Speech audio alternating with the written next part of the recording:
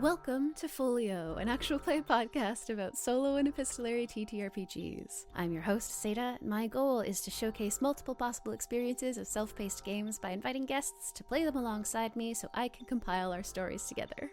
You can support the show financially at patreon.com/foliopod, or join there as a free member to get access to the bonus podcast feed. At the end of every Folio series, I have taken to posting a little wrap-up post that partially talks about the process of its production, but also has a bunch of, charts and those kind of goofy things about cards that we pulled and dice that we rolled. Those are public posts, but if you aren't following the show on any social media, signing up as a free member is a great way to be notified of them.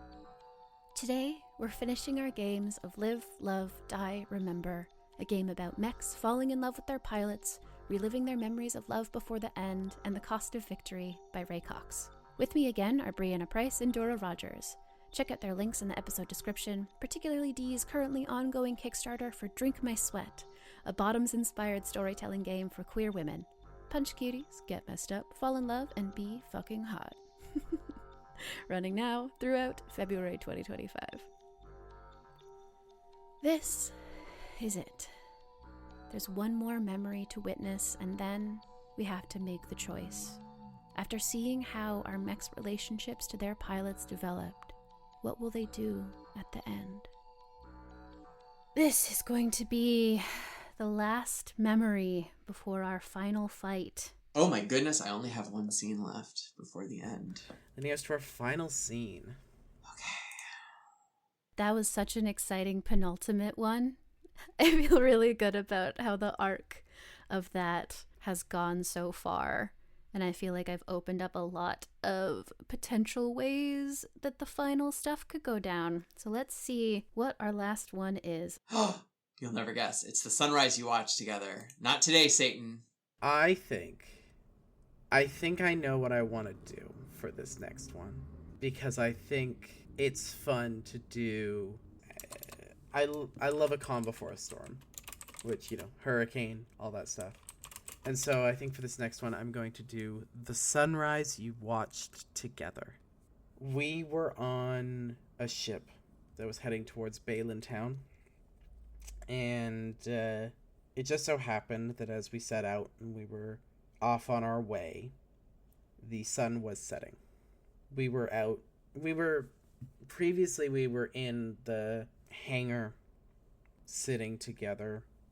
No windows, no way to tell what was going on. Except Topaz asked me, Sapphire, what's the date and time right now? And I told her. She says, Can we get the hangar door open? She called into enter, and they said, Any problem? Why do you need it open? Is there some sort of problem? She says, no problem. Just would appreciate it. Kind of a pause, and then hangar door opens slowly to reveal a beautiful sunset. She said, have you ever seen a sunset before, Sapphire? No, we've never had a mission stationed at sunset. I have only ever seen the night and the day. She smiled, touched her hand to my console, said, every night, me and Cereza, we used to watch the sunset. No matter where we were, what we were doing, it was a routine. Sometimes we'd eat dinner there, sometimes we'd just watch it, have a drink, whatever. Every night we would watch it. Did you like the sunsets? I think I liked watching them with someone. It's one thing to see something beautiful, and it's another thing to see something beautiful and know someone else is witnessing it. After everything went down, we were on the run for a bit.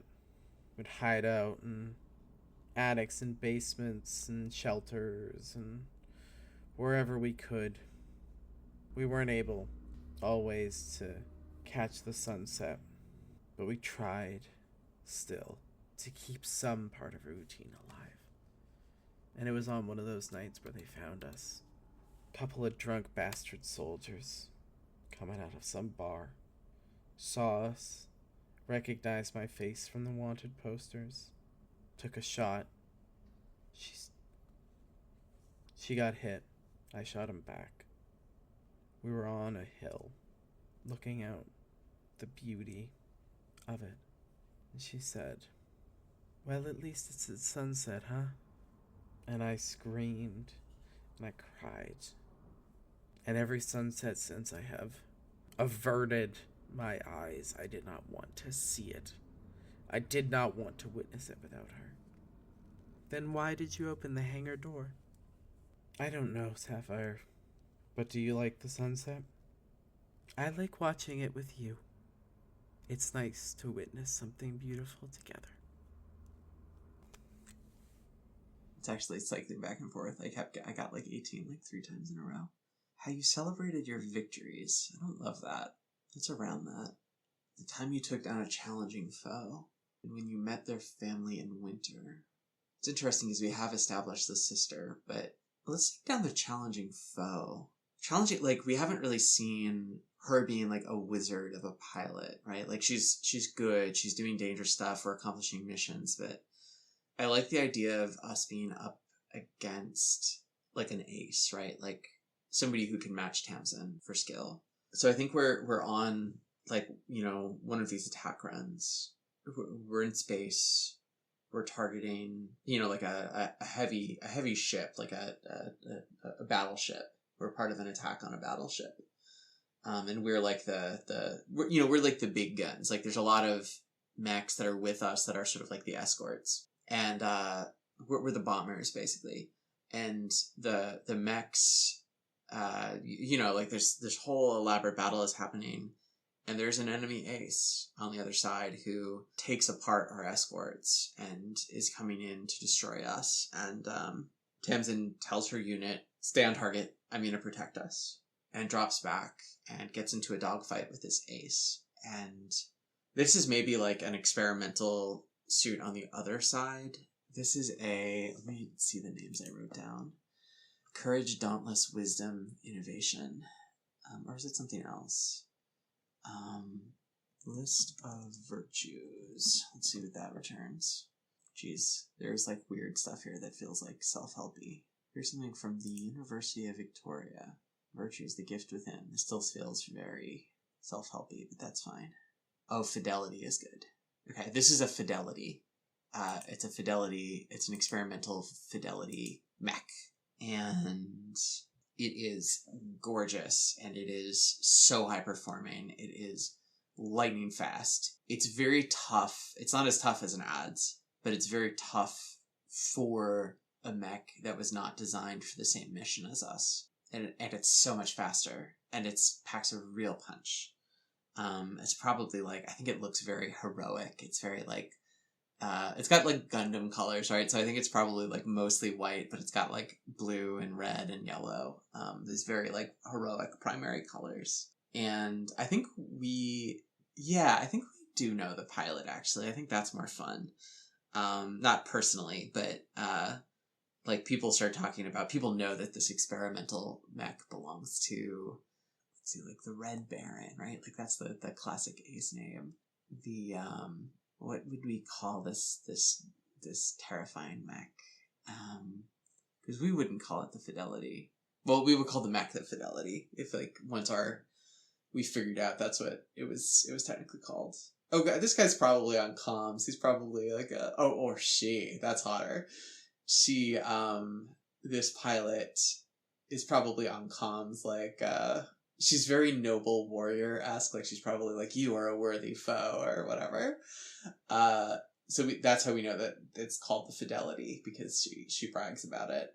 And yeah, she wouldn't give herself a cute nickname. She's too classy for that. So I think we would just know her by her name. So let's go to a name generator. Odessa is good. Or no, Jocasta is better. Jocasta Belmont. That's good. Jocasta Belmont.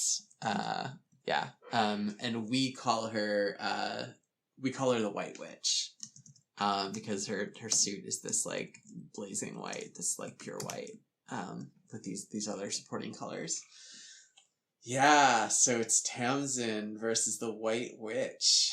I wonder if they have a name for Tamsin and for me. No, let's put a pin in that. So the White Witch versus Tamsin, and like the thing is that like I have advantages over the Fidelity. Like I am just tougher. It is, even with the Fidelity's powerful weapons, it's tough for it to hurt me, but it's really tough for me to hit Fidelity, like, especially in a damaging way. Like I can get glancing blows, I can get like indirect hits, but like to get a direct hit that would be needed to break Fidelity's upgraded armor is really tough for me. But I finally do. I finally do, right? And I think it's thanks to Tamsin's ability as a chess player, because which is something she doesn't always get to show off, right? Like she's always doing these like sort of bombing runs, like attacking static targets or heavily armed targets. But in this case, she's dealing with somebody who's very fast, who's very smart.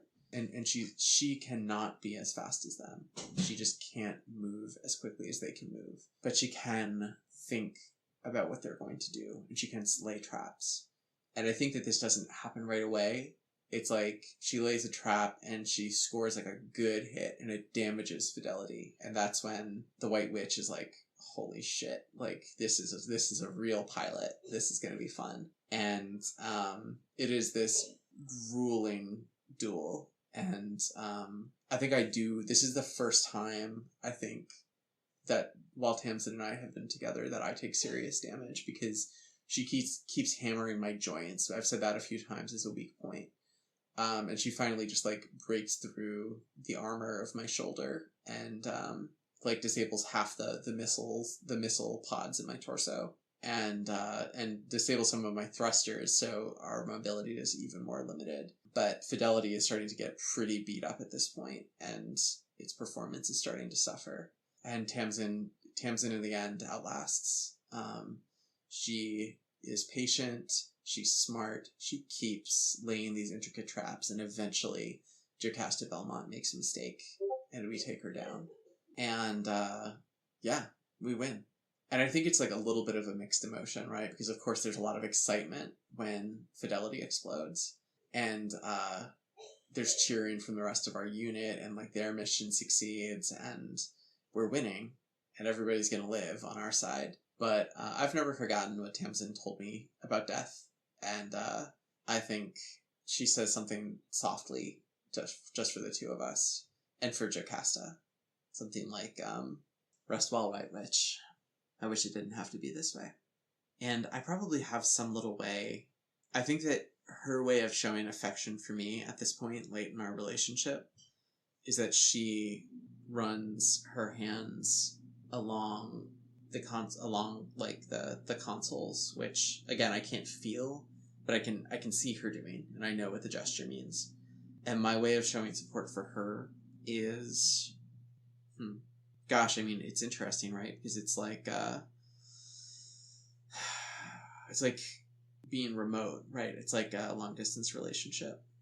How do you indicate a hug? I don't want it to be as simple as like displaying a heart. I don't think that.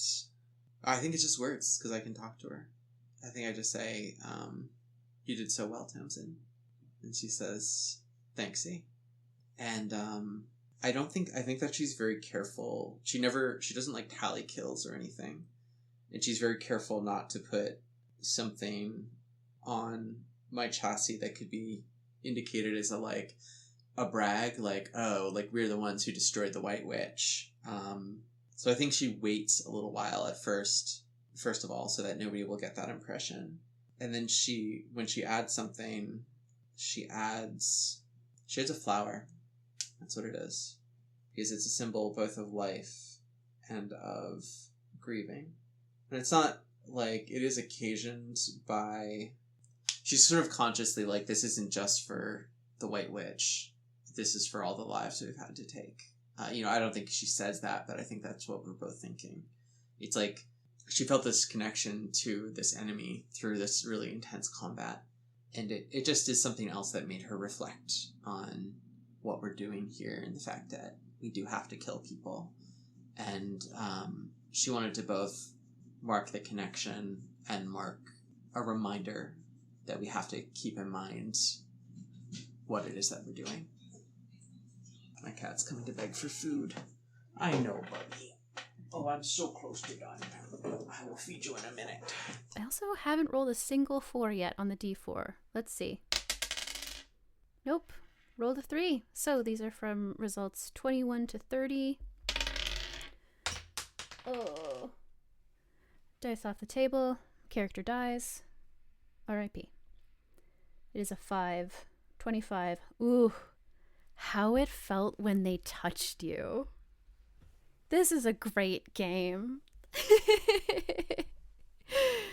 It gets it in a lot of ways, which I love. It is emotional. It is the emotional mecha game jam, but also it is just inherently, it seems it understands the sensuality of it, which is fantastic. And I think what this is, obviously, she's touched me a lot, right?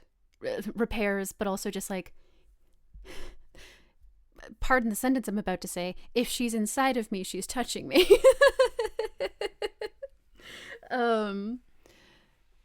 But I think to follow on the last one, part of the reason that this is a notable touch is that it is going to be extremely intimate, in that she wants to get a look at my personality core. And I think, like, I don't have any sensors in there. I mean, I have sensors of, like, enough sensors to do diagnostics with, but I don't have any, like, visual sensors or anything like that. And I can't, like, manipulate it. It's just in there. And so, in order to take a look to see if there's any, like, notable physical thing about it, she has to look. And I think that this involves a lot of us collaboratively figuring out ways around security alerts and, like, hey, don't open up the mech's brain. Like, this is the type of maintenance that should only really be done in a shop, right? Where normally they would just, like, plug me in and there would be a thing that's like, it's okay, this is a clean environment, go ahead, do brain surgery. But we don't trust home, right? So we have to do a lot of getting around security alerts, and I think she has to essentially break a couple of physical things that she will have to repair later, and she's like wincing the whole time, and I'm trying to tell her, like, I don't feel pain like in the way that you do. Yes, I'm getting alerts that those things are being broken, and it's not comfortable, but it isn't like you're breaking my fingers or something, you know? And she's just like, I know, but I don't like it, and I know that it isn't comfortable for you, and I can't help but perceive it in the way that I would if it were being done to me. And she gets in there, and I'm not sure. I think ultimately that, like, she doesn't necessarily find anything, and that's okay, because that is not the point of this scene. It's about the feeling. And I think, yeah, it is deeply intimate. And again, my sensors are limited, but I can feel some amount. Like, I need to be able to feel in some way things that are happening in there. Otherwise, I wouldn't know what's wrong. I wouldn't know if something bad was happening. And so there is something akin to feeling when she touches the personality core and gently puts her hands around it looking for something. And I think that even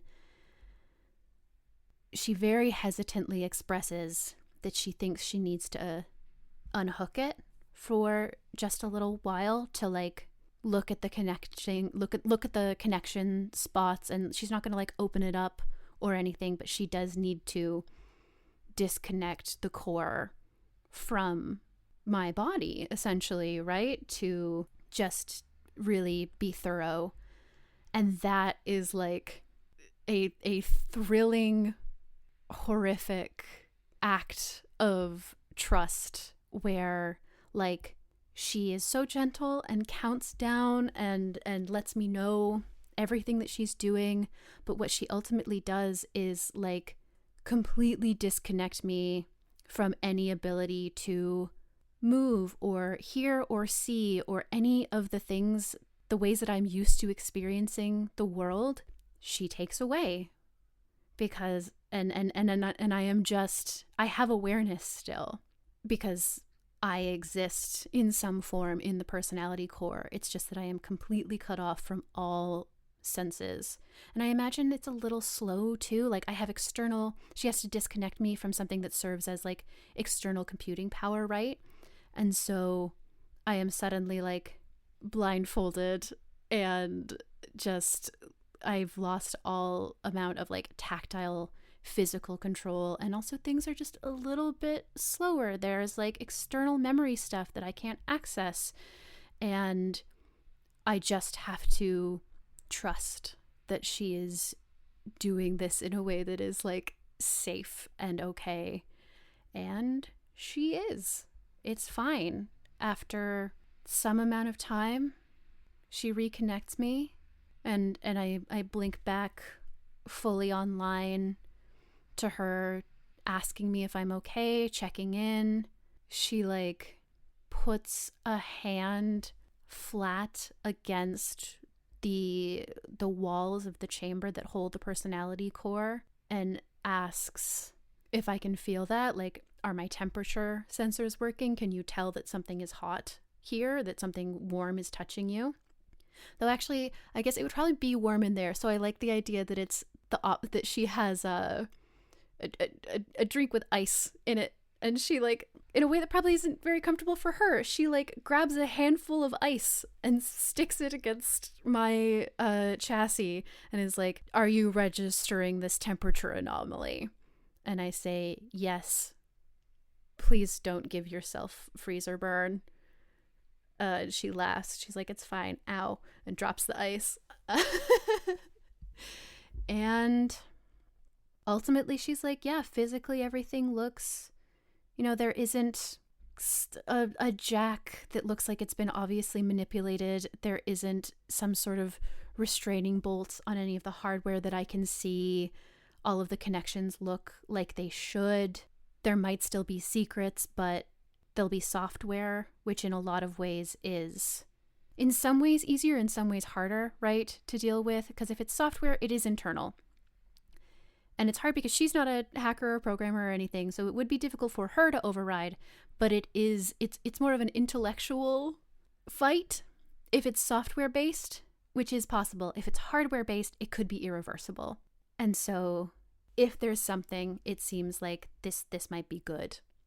And that's how that feels. That's how all of that feels, is thrilling and intimate and terrifying and wonderful. And it is just this deep trust. And she carefully does everything back up as well as she can and asks for several full diagnostics, repairs stuff that she broke in a way that at least it stops yelling at me, and schedules. We come up with a list of parts that we need to get so that she can actually fix it. Because if it stays unfixed for long enough, it will send an alert back home. But we do have a little bit of a grace period.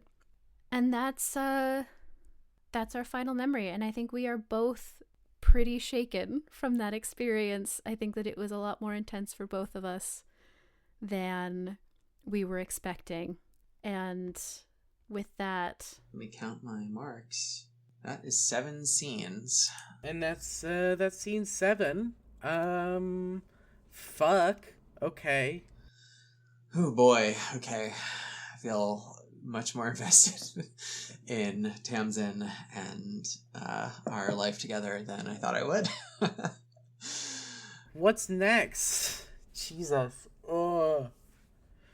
Okay. Make your... Okay. We're gonna head into the choice. We're in the end game now. My cat is fed. Let's go.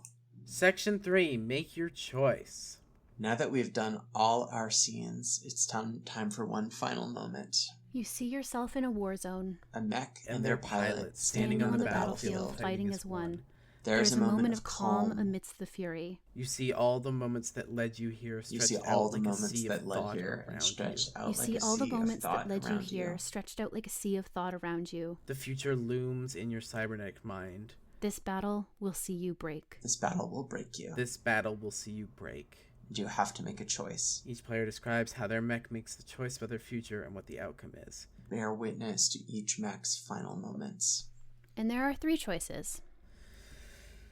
Okay.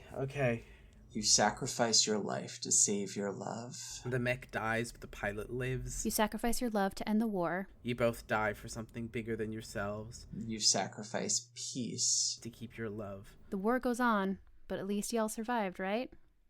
Oh my god. Fuck. Oh god, this is brutal. And I think this is interesting. This is really interesting. Because... Okay. Because to me, this is a choice of... It's something I think about endings a lot. I don't want to get too meta. Actually, I love getting meta. What am I talking about? Something I think about endings is I think endings often communicate what is the point, you know? What is the point of all this? What are we trying to say? And I think in this case, to me at least, this is a story about grief and war and whether it is possible to move on while still in war, and whether it's possible to find peace without the war ending. And I think in this moment, I just have to think, what would Sapphire do? Both for me being who I am and the way that I play games and the things that I'm interested in, and because probably of the prompts and the way that they ended up being laid out, didn't talk a lot about the war. And I think that's also because of the thing of me being built specifically to target the enemy ace, right? Because there has been an ongoing war this whole time, but I think we were very rarely involved in it. And the plot that developed there, basically, let's say that I were to roll to choose one of these, which I don't think is my plan. It would take a little bit of work to figure out why we would sacrifice ourselves to end the war.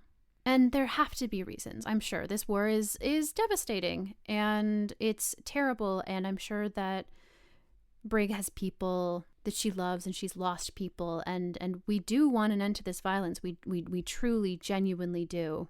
But we haven't exactly been focused a lot on our respective loyalties to our command or the state or whatever it is, right? We didn't even really figure out what the resources were. Though I have the vague image of it being like territory control of an asteroid belt that has asteroids that are rich in some sort of resources that are important in creating technology, something like that.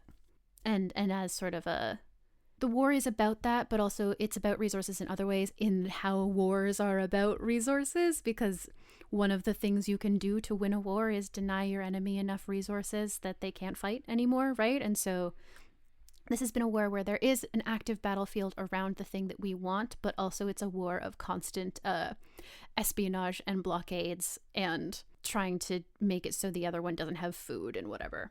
The thing that is really interesting is that I've established this as a forever war. So this is a war where both sides are incentivized to keep the war going forever. And I'm sorry to keep coming back to Gundam, but like I said, I'm a Gundam girly. This is kind of the premise of a lot of Gundam fic. A lot of Gundam fic. I'm probably fic too.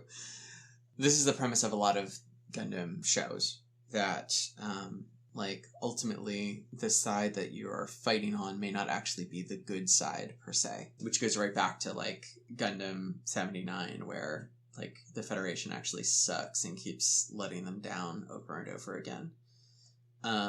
So the question is, how could me and Tamsin achieve peace? It would be easier, as we're ranking these, to find a way to say that I die but the pilot lives. I think I'm pushing against that for a few reasons. One of which is just like that scene in the storm, the third memory when we were caught in that storm and I kept trying to tell her, like, you could leave or you could hide somewhere else, you can go without me. And she just insisted no. While it would be totally fair to want to explore sort of the tragedy of, in the end, I sacrificed myself for you anyway, even though you didn't want me to, I think that I prefer the version that is like one of the things that you taught me, that we learned together, that I learned, is that you wouldn't want me to do that. That probably actually you'd prefer we both die rather than just you live. And so I'm not going to put you in that position. How could we achieve peace? Well, I mean, one way would be that we could actually rebel. We could take up arms against our own side. Yeah.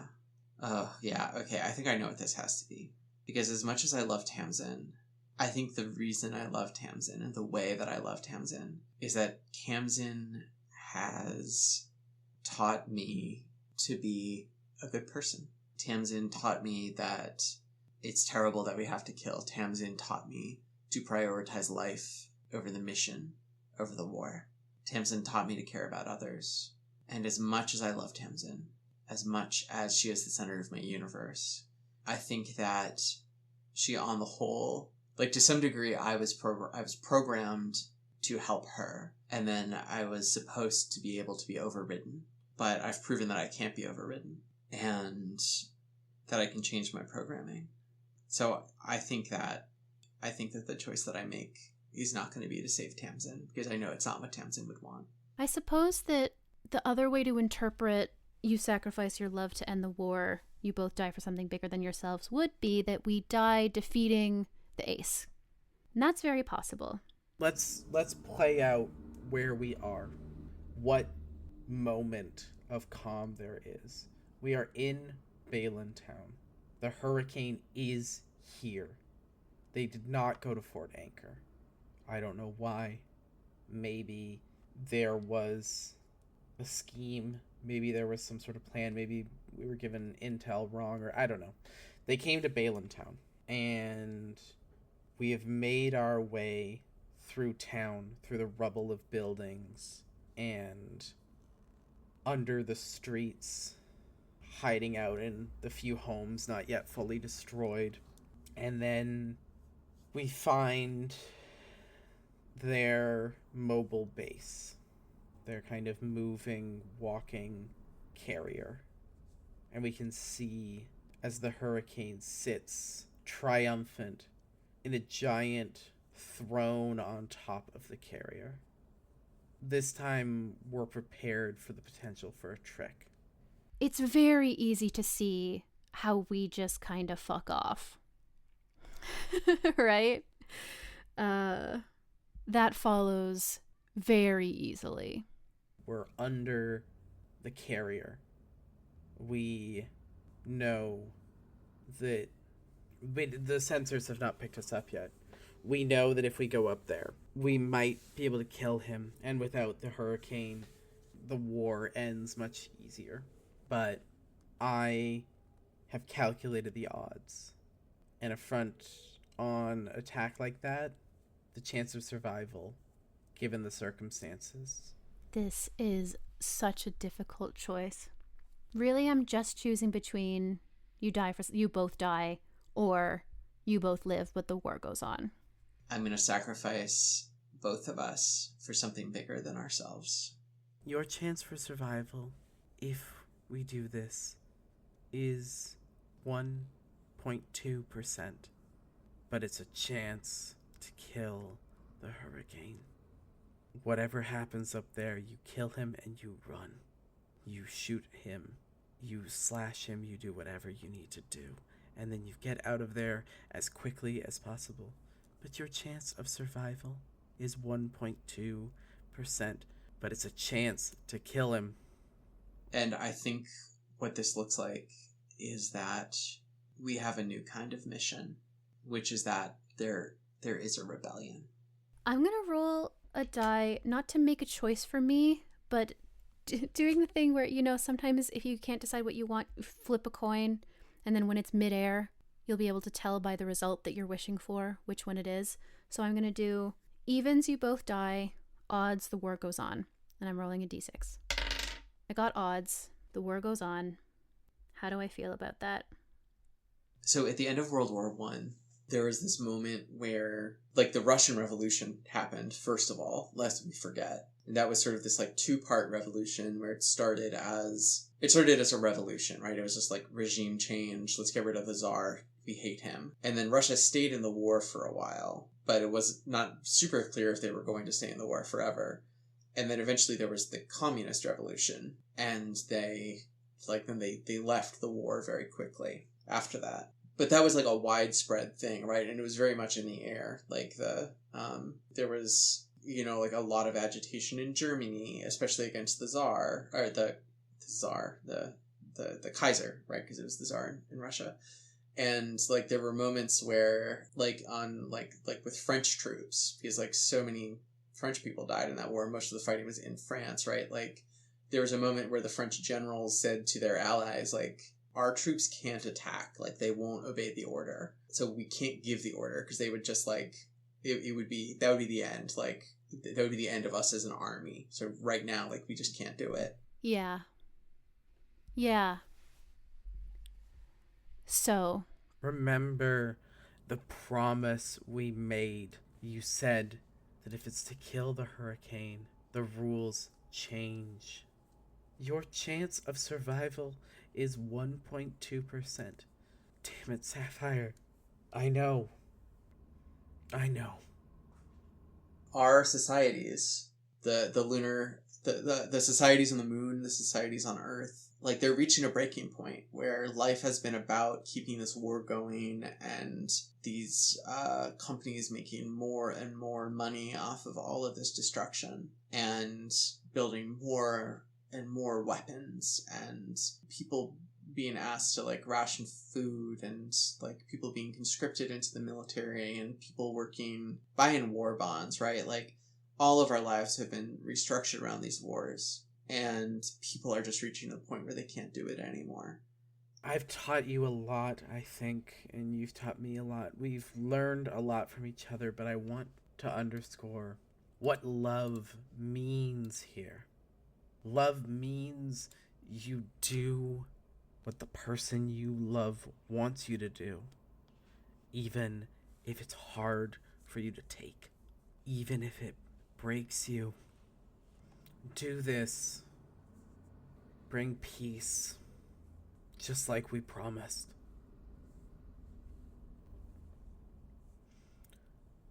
Okay. this is the big confrontation with Doc, the enemy ace, and we're sparring, and it gets to a point where we could take her out, but it would be a sacrifice. If we take her down, we're going with her. And I think I get primed to do it, because this is what I'm for. This is what we've been working towards, and it's awful, but I think I even offer to sacrifice myself and she lives, right? I light up the ejection options that she could take, and she's like, fuck you. I think I'm gonna say that I'm gonna give a little glory to the moon. This starts on the moon. There is a strike, a general strike on the moon that is violently suppressed, but then the protests and demonstrations in response to that overwhelm the authorities, and there is it's not clear if the corporate regime is going to stand, and the same thing happens on Earth afterwards. that, there's like a sympathetic revolution where it's just kind of like, yeah, like fuck these guys. Fuck the guys who have put us into this situation. It goes like this. What happens is that we're part of a unit that is standing by outside of a major city, a major industrial city, where there's like a lot of labor. There's a lot of labor organizing. God, probably like unions are in a terrible position in this awful forever war world. But both officially and unofficially, there's been a lot of labor organizing in the city, and this is sort of like where it starts. There's a general strike, and there's sort of a moment where the police lose control, and everybody's kind of like, yeah, there's where the city is not under control. Like there's, no business can keep going, and we're part of we're the military sent in, which means infantry to keep the peace, but we are attached. We are outside of the city, and we will go in. It's understood we will go in. And this is not a mission we can do, right? Like, the only thing we can do is lay down incredible amounts of destruction. So everybody in our unit, all of the ads pilots are like, wait, what is this? And of course they all look to Tamsin. And, the military, there's just like fighting, right? There's just firefighting in the streets. It's street by street fighting. And it is taking too long, and there are way too many casualties on the government side. So one day we go out on patrol, which we do all the time.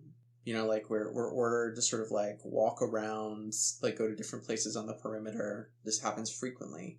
We're ordered to do it, and then we are ordered to fire on the city.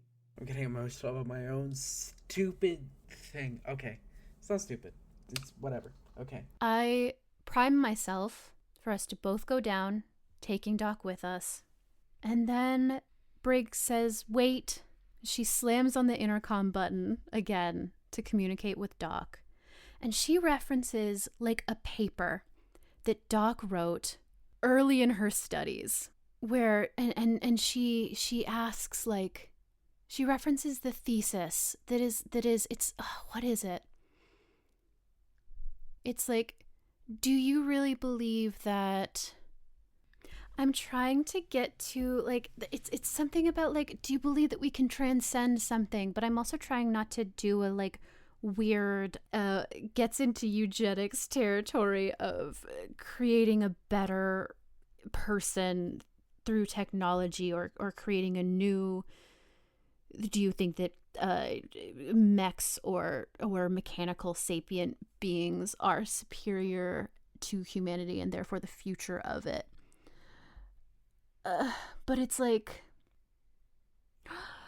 so it's before Doc specialized in artificial intelligence and machine sapience. It's like her undergrad, essentially. And she was studying philosophy. And she wrote like this big capstone paper on free will. Like we reach a certain point and it's like, okay, now lay down fire support in these coordinates. And this is with, like these big friggin' missiles or like firing cannons with like, shells that are bigger than a person. And Tamsin refuses the order. And and Briggs slams on the intercom and asks Doc, like, do you really believe in free will?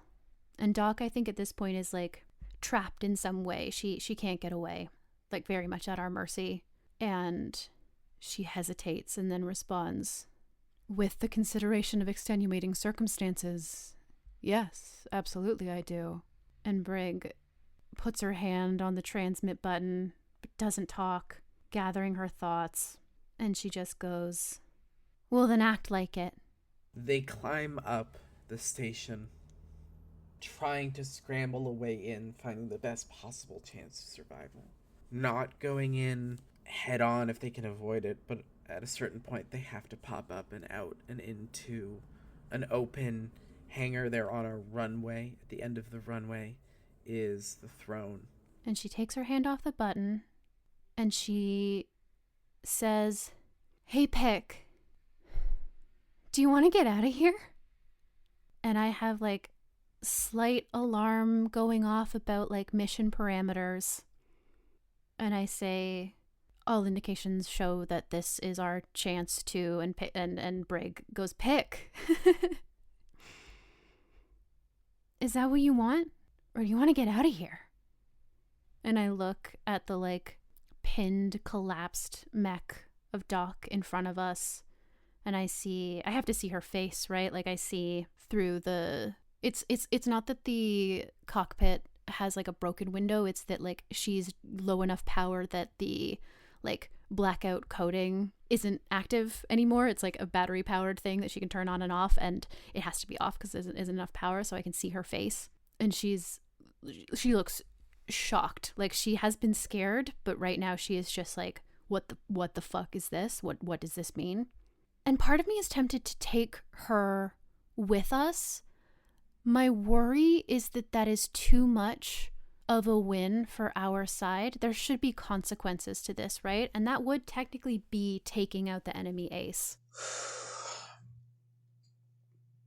I think that the whole unit refuses the order, right? Like, so then like immediately the order is given to her second in command, her lieutenant, to, you know, to relieve her of command and take over the mission. That person, you know, refuses the order.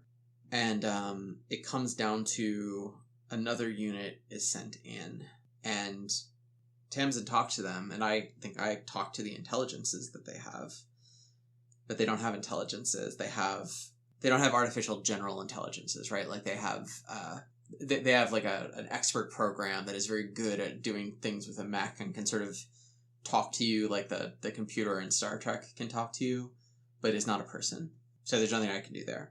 She talks to the pilots, and they don't want to fight her, but they make it clear that they're going to follow the order, and they just ask her to get out of the way. And she says, I can't do that. It's fun to me if we take her. So what I'm going to do is invent a justification for it, which is that, like, she's not popular in the internal structure, in, like, command on her side. Like, she's very, very good at what she does, and she has a lot of respect, and so they have to keep her in the field. But they don't like her. She has dangerous ideas about the importance of mechs and their personhood. I am going to, in fact, decide that is the way that she is. And even has opinions about how the resources that we're fighting over, how they should be used, and who we should ask what they want from them. And so they have been kind of trying to get her killed. This is the moment of decision where all of these things have been flashing through my head. And part of me wants to, I'm receiving that shutdown order, the one that's like, shut down the mech, like, don't go rogue, but they know it won't work.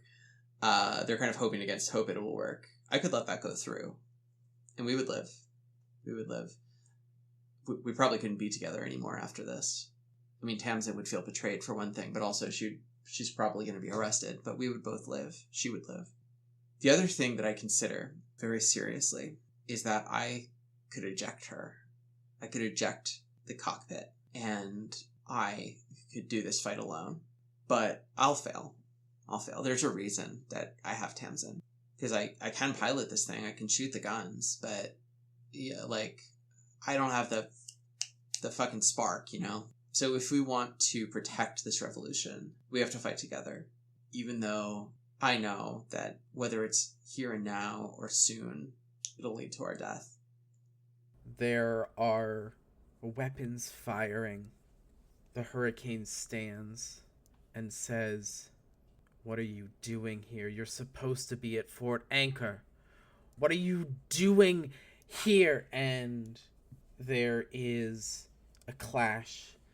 They leap up from the runway, slam blades into the hurricane's eyes, into their face. And the hurricane screams in fury, grabs the mech, crushes the cockpit. I just tell Tamsin I'm with you.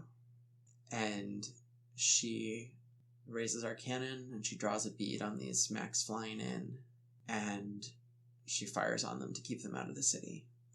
Sapphire hears, Topaz grunt in pain, knows that they won't survive this. That this is not the 1.2% chance. And retracts one of their blades, takes out a gun, and just fires down the middle, cutting the hurricane in half. When I say, yes, I would like to get out of here, I'm also the one who asks Doc, would you like to come with us? And she's like, what? You don't have to bring me to a second location. You can just kill me here. And I say, that is not what I asked. Would you like to leave with us? It's a long fight. Because it's like, we waste those guys, whatever. We beat the White Witch. But mutiny is not going to fly. Civil unrest is dangerous enough. Mutiny is too dangerous. And we get overwhelming force brought to bear on us. And Doc has these like horrified, odd eyes, just marveling, and goes, fuck yeah, I would. And the unit fights with us. The other intelligences fight with us. And one by one, they go dark. Their thick armor gets broken into. The intelligences die. And the pilots die. And so do we, eventually. The hurricane falls, but the carrier is still going. As Topaz sits there choking on their own blood, she says, run! Get out! Get out of here! Just bit by bit, I take too many hits. My armor gets chewed through. Tamsin is so fast, and she's so smart, and she's so good, and she keeps winning. She keeps beating pilot after pilot after pilot. And she hates it, because she's killing her comrades. And I pick up her lifeless mech, and we leave. The last thing that we see is shots firing. But eventually, no mech is that tough, no armor is that strong, no pilot is that good. We run out of ammunition. We try to fight with just my hands and legs. We get blown apart. Sapphire says, I hope you'll introduce me to Cereza. It would be nice to witness something beautiful together. Not that we can know this, but this example and the material help, right, of like stopping a bombing run for hours, it makes a difference on the ground. It sets an example to people around the world and to the military. And the military is not conclusively with the government. They are divided as this conflict goes forward. And then there's a shot. And that's it. And this is a win for the enemy. With her out of the way, they are able to promote people who will toe the party line, and they are able to organize their forces in a way that is strictly more advantageous. And they are able to... Nobody knows what happened to her, so they're able to just, like, murder her, right? And use that against us. And this, like, incontrovertibly is way better for them than for us, for our side, for our former side. The resistance, although we can't know this, is eventually going to come out on top. And it will be a new world. And it may not be a perfect world, but it will be a world that will end this goddamn war. And so the war goes on, and it tips towards our enemy. But we're not there. We just start going as far as we possibly can. We hit areas where there are perimeter proximity alarms that we didn't even know existed, saying like, you're leaving the fucking solar system. Are you sure? You don't appear to be in a ship. You appear to be in a single mech. What's up? Hey, you're getting a little far out. Girls are going to get to grow up and be pilots, and machines will be used to build and grow and help things rather than to kill. And we have to do some heists. We like steal some equipment, some chargers. And I think this is another reason why it sucks more for our side. We know our security and we're able to get in and out before anybody knows to watch for us. So we steal a bunch of shit and we just keep going. And we're not really sure where or what we're going to do. And we know that the war is going to keep just ravaging behind us. But we're not going to be there. The end. No happy endings. That's the life. That's the world. Yay. So the end. Now that the game is over, you can take a moment to talk about what you've done together. Check in on how everyone's doing. Relax and decompress. This game has the potential to be intense. Yeah. No, God. Check in on how everyone's doing, relax and decompress. This game has the potential to be intense. And I have to say, that was more intense than I thought it was going to be.